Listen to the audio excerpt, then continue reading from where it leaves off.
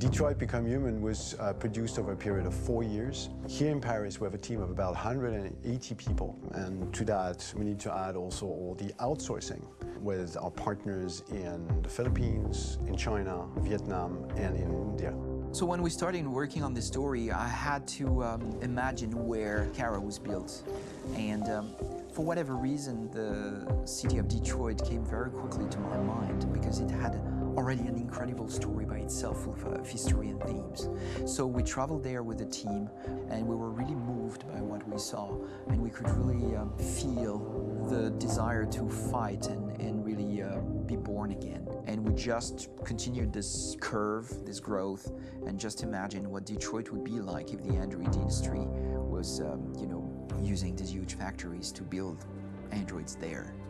A very strong element in Detroit is that there's a lot of industrial wasteland and a lot of nature too, and for us, the graphic designers, it was an incredible playground. The destroyed zones which we wanted to preserve, we appropriated them to turn into something else. Then in the areas that needed to be rebuilt, we were able to imagine our Detroit of the future. We didn't want to make a science fiction universe, but a world of anticipation. If we chose science fiction, we could have imagined flying cars, extraterrestrials, but those things are very far from our current everyday life. Anticipation is more about gleaning from our contemporary reality, the one we know, because Detroit is set in 2038, and 2038 is tomorrow. The difficulty we had was sticking to reality. That is to say, technology becoming more and more invisible, a lot more elegant, and at the same time, making it visual. So all the computer equipment, autonomous cars, we simply had to invent. They are in fact very technological objects, but at the same time remain very credible and ingrained in reality. To create a cohesive universe in the fashion and clothing of the human characters in 2038, I didn't want to put an accent on strange shapes, or really vibrant colors, and things we wouldn't know. That I wanted to keep for the androids.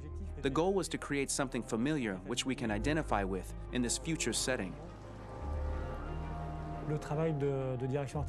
Working on the artistic direction for the androids was a bit special because this is a project about the place they could occupy in the human world. It was out of the question for them to be too beautiful or too perfect. They had to correspond to every social class, rich and poor.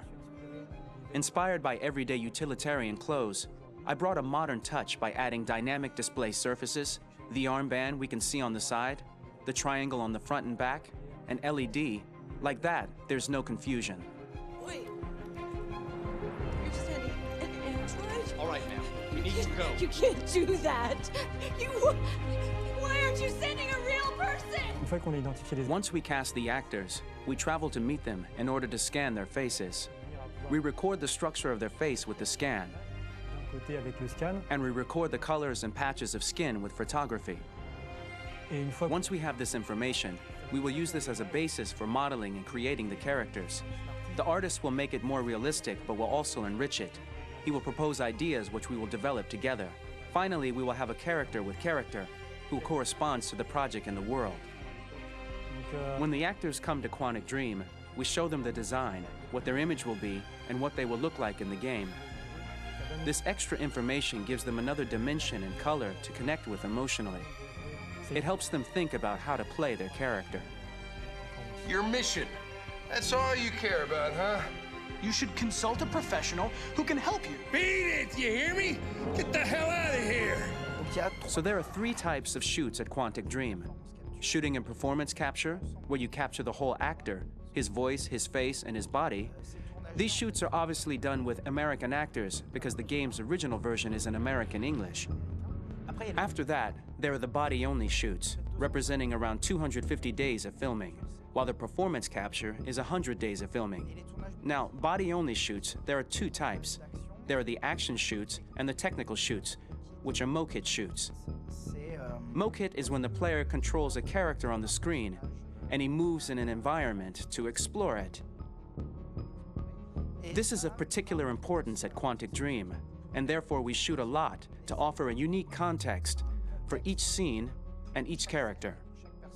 To prepare a motion capture shoot, we first get together to look at the sets we need, the animations that we want to shoot, which ones need to be grouped together, or which ones need to be cut and shot at another time, so that we get the most out of the shooting day.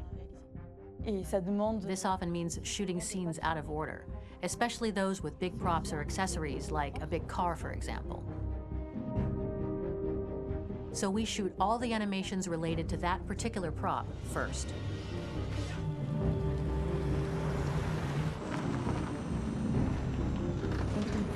The biggest challenge for the mocap team was shooting a Spider-Man mo-kit. We had to build a wall and attach an actor to a harness with cables so we could pull him up and render him climbing.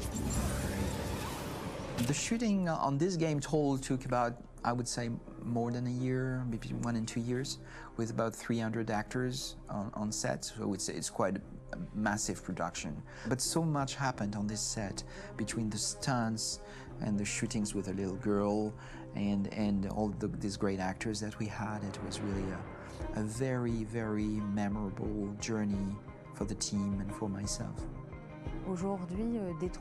Today, Detroit has over 37,000 animations. When we retrieve the motion capture data, it's just a cloud of points, which represent all the markers worn by the actors. From this cloud of points, we have a phase called retargeting, which gives us a skeleton. This skeleton will be applied to the characters of the game. There is still work to be done, but this gives us the main movements. Since we are working on something very realistic, we must recognize the actor and also recover all the emotion he expresses in his performance. We use a system of facts, an identity card for each actor.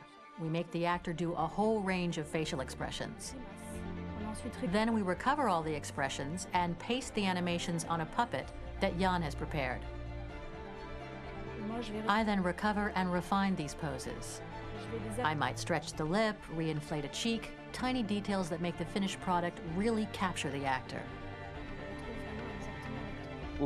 Because of the nature of our mocap system today, when we receive the animations, we're missing eye movements, and so the character has that dead look. He really has no eyes, so then it's a big part of the work for the animators to find the regard of the actor in relation to his position, in relation to the body, etc. It was crazy when I saw the newest model for Kara, because they've been working on it, and this was the first time I literally jumped in my seat. It not only looked so much like me, it was the fact that it looked so lifelike. It wasn't that it looked just like it was a camera, it was something else, you know, but it looked alive. It's exciting, and it's kind of terrifying. Game after game, we learned the rules of optics and filming, and our goal with Detroit Become Human was to have cameras that would actually emulate the optics of a real physical camera. So basically dealing with real-world imperfections was our main task, and just to make cameras look as real as we can. Once the animations are shot and processed by the animation department, integrated and polished, we film them. That is to say, we really do a mise en scène, as in cinema.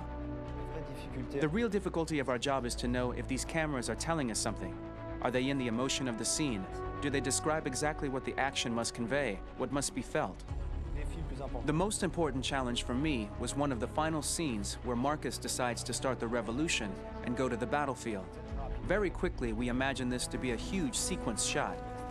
We wanted the feeling of a cameraman running behind us while showing Marcus, the androids who help him, the person shooting at us, etc. Above all, it was necessary to say to oneself, this scene is very violent but does not glorify war. On the contrary, that war is something improbable and absurd. It was really a fun challenge. The idea was to say we have 3 characters. We would like each of them to have a specific cinematography. We wanted Kara to be much more filmed with some kind of handheld camera, to have something very living, very breathing.